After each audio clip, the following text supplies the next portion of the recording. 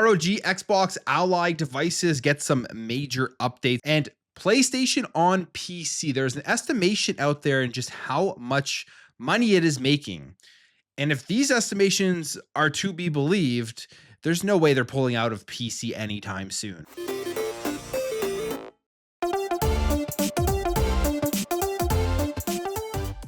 So the ROG Xbox Ally and Ally X devices have been out now for a little bit, for about a month or so, and they are continuously going to be updated now for a number of years. One of the main things that they do have coming is going to be some AI features to get games running better and properly. Xbox obviously is focusing a lot on the Xbox Play Anywhere feature to allow you to purchase a game once, play it across all of your devices, because they are moving to more devices. There's going to be more Xbox devices out there in the future where you're going to get access to your Xbox catalog, whether that is more handhelds, OEM consoles, their own first-party console PC hybrid that they are working on. All of these things will need to have access to your entire catalog, so Play Anywhere is going to be huge, and they're going to have to continue to update them so that the games do run properly. And now we have the Ally devices getting massive updates here that's going to boost battery life as well as boost performance. And we're a month out since its release, so you can expect this to be coming all the time here as they continue to make the experience on the ROG Xbox Ally and Ally X better for gamers. So this is the updates for November 2025. They say delivers a bunch of new features to the Xbox handhelds while also easing their battery drain. Battery life on handhelds is always such an important thing. One of the things that I disliked about the first generation of these PC handhelds was just how abysmal the battery life is. The Ally X, the battery is better. It's not the best in the world, but it definitely is better. It's something you can actually think about at times, taking with you on the go without always having to be attached to a wall outlet with it continuously charging. Now, this was released last week, and here are the new features and improvements. So these are the big ones here. So there's an added CPU P-Core and E-Core options under the performance. So more settings page, you go to your ROG Xbox Ally X and you'll be able to see all of that. There's an added option to enter or exit the full screen experience using key bindings under the key map.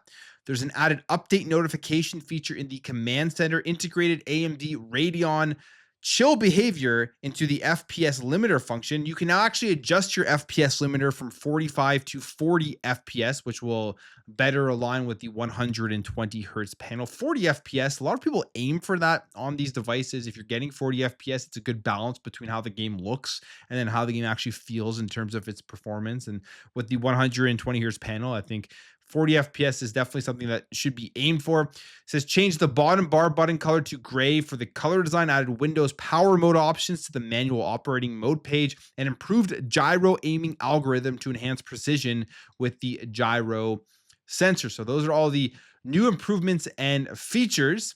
Now, the other thing here, there's also a bunch of GPU drivers that are added, some power delivery firmware that is added that is improving power consumption in modern standby. Standby is something you use it works sometimes. You hit the power button and then you come back and really there's been no battery drain whatsoever. And then other times, because of the whole Windows thing, it doesn't work 100% stable. So they're going to continue to try and improve that. They're also doing separate updates here, obviously with the different GPU drivers for the Ally X and then overall system improvement. So those are some big updates. And what they do mention specifically here, that the performance of the CPU P-Core and E-Core, which is the latest ACSC update, has refined how much power your handhelds will use while in modern standby mode. And it also improved the performance of games with a new AMD GPU driver. So we will see what these updates do. Obviously, there will be tests with games and people will give their feedback on, are these good? Are they bad? I'm sure it will improve the overall experience. But at the same time, this is just the beginning. Like, we are going to continuously see more AI things coming in, the super resolution, the auto SR, all of this stuff. The auto SR, the shaders that are going to be hopefully preloaded in the games now with your Xbox Ally X and Ally devices once that gets implemented. So if you open up a game, you're not having to sit through a loading bar where the shaders are loading. A very annoying thing that happens with PC games when they do launch. They're going to try to get rid of that so that it's just plug and play, click on the game, and it does run with that full screen experience. The full screen experience now is available on other PC handhelds. So they're going to continue to optimize it because of that as it becomes more widespread. And then the other side is PCs are going to be getting this in the near future. When that happens, that will be a very exciting time, I think, for people who are looking to bring the PC to their home living room and have a console experience, building maybe a mini PC. We know the Steam machine is coming out, and the Steam machine is exciting because of that, because you're getting your Steam catalog and you're getting a nice console form factor and a console experience.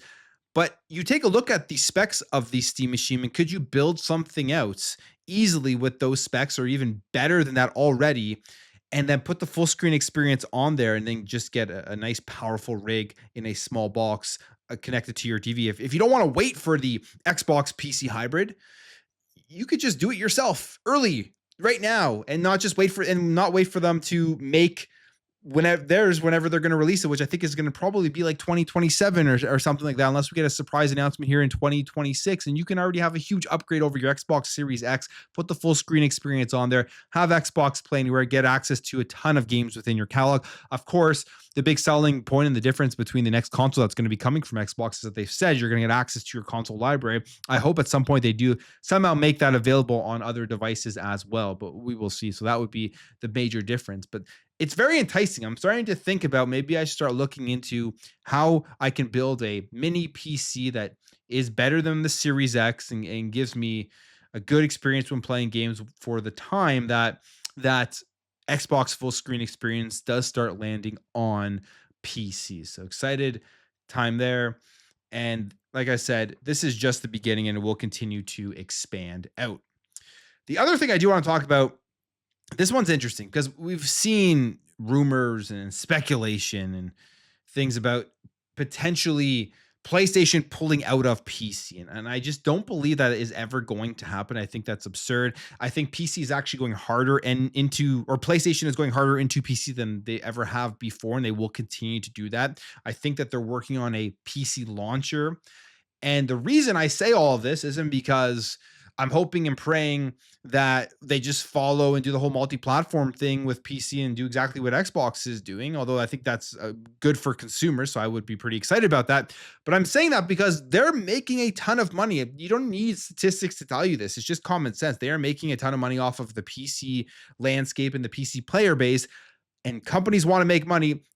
So they'll continue to do things to make money, and we have some information here. Now, again, take this with a grain of salt. This is Alinea Analytics, so you have to decide whether you do want to believe this or not. But if this is true, it really does point in the direction of PlayStation staying on PC and staying there for a very, very long time. We have here saying PlayStation has made over $1 billion on Steam, the firm claims. And that's Steam, right? That's where their games are. Imagine if they expanded out into more launchers, if they created their own launcher on top of putting their games into Steam and taking 100% of the revenue. They're just looking at this and they're just seeing money signs everywhere. So that's why they're going to continue on the PC front of things. It says Sony's decision to release PlayStation games on Steam seems to be paying off.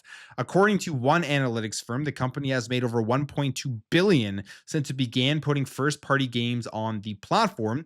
In its latest report, Alinea Analytics goes into detail on the success of PlayStation Studios titles, and they mention that the number comes after Valve's cut of sales is taken into account. And according to their estimates, over $1.5 billion in revenue has been generated in total.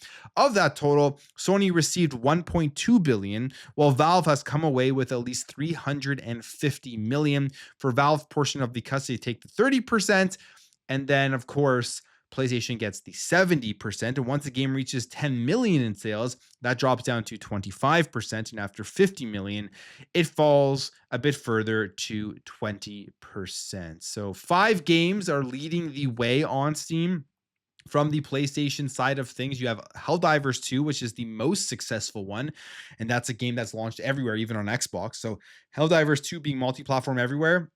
And they're thinking about bringing it to the Switch 2 has been one of the most successful PlayStation games. And you have to sit back and think, okay, PlayStation is probably looking at this and thinking we want to replicate that success. How do they do that? Is putting games more places.